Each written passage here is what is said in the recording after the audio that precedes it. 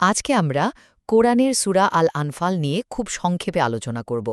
দেখুন, এই সূরাটা নাজিল হয়েছিল বদর যুদ্ধের ঠিক পরে। এর নাম আল আনফাল, মানে যুদ্ধলব্ধ সম্পদ। কিন্তু ব্যাপারটা শুধু সম্পদ ভাগাভাগি নিয়ে না, এর চেয়েও অনেক গভীর। এটা আসলে একটা ঐশ্বরিক নীল নকশার মতো। একটা রাষ্ট্র কিভাবে চলবে, একজন সত্যিকারের বিশ্বাসী কেমন হবে, আর বিজয়ের আসল মানেটা কি সেটা বোঝার জন্য। তো এখান থেকে আমরা কি শিখতে পারি? প্রথমত, একটা খুবই গুরুত্বপূর্ণ পয়েন্ট হলো, বিজয় কিন্তু মানুষের হাতে না, এটা আসে একমাত্র আল্লাহর পক্ষ থেকে। আর এখানেই ব্যাপারটা ইন্টারেস্টিং হয়ে ওঠে।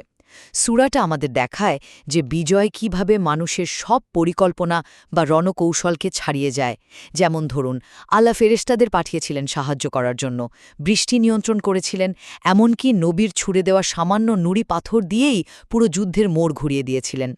দ্বিতীয়ত, সূরাটা একটা আধুনিক আর ভারসাম্যপূর্ণ বৈদেশিক নীতির কথা বলে। মানে এখানে শক্তি অর্জন করতে বলা হয়েছে, কিন্তু সেটা আক্রমণ করার জন্য না, বরং শত্রুকে থামিয়ে শান্তি বজায় রাখার জন্য। আর যদি শত্রু নিজে থেকে শান্তির প্রস্তাব দেয়, তাহলে তাহলে অবশ্যই সেটা মেনে নিতে হবে এবং চুক্তিকে সম্মান করতে হবে। আর সব শেষে এই সূরাটা দুনিয়াবি লাভের চেয়ে আধ্যাত্মিক উদ্দেশ্যকে অনেক উপরে রাখে। যেমন শুরুতেই পরিষ্কার করে দেওয়া হয় যে যুদ্ধের সম্পদ কোনো একজন ব্যক্তির না, এটা পুরো রাষ্ট্র আর সমাজের। এমনকি একটা জায়গায় যুদ্ধবন্দীদের থেকে মুক্তিপণ নেওয়াকে ইমানের বড় লক্ষ্যের চেয়ে বেশি গুরুত্ব দেওয়ায় হালকা সমালোচনাও করা হয়েছে।